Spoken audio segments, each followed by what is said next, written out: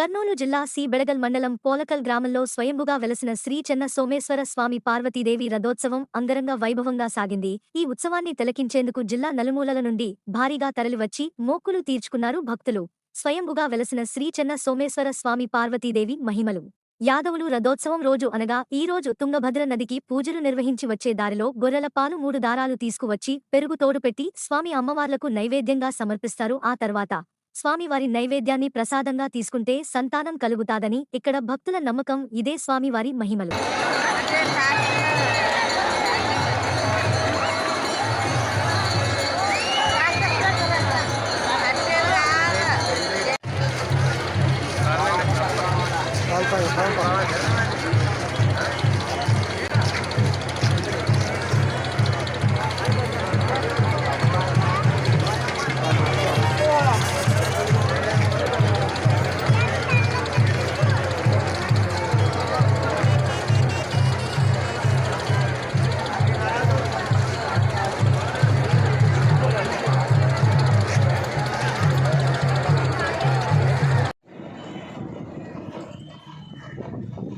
పోలుకల్లు గ్రామంలో వెలిసినటువంటి శ్రీ స్వయంభూవై వెలిసినటువంటి శ్రీ సోమేశ్వర స్వామి, పార్వతి, గంగా, చాముండేశ్వరి సకుటుంబంగా వెలిసినటువంటి స్వయంభూ సోమేశ్వర స్వామి ఇక్కడ వెలిసినాడు.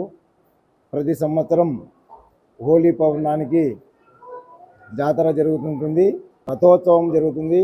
రథోత్సవానికి నలుమూలల నుండి వస్తారు.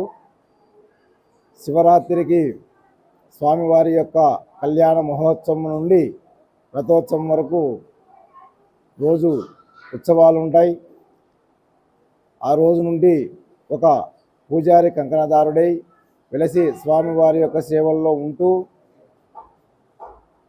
రథోత్సవం అయిపోయిన పిమ్మట మరుసటి రోజు పారుబాట జరుగుతుంది.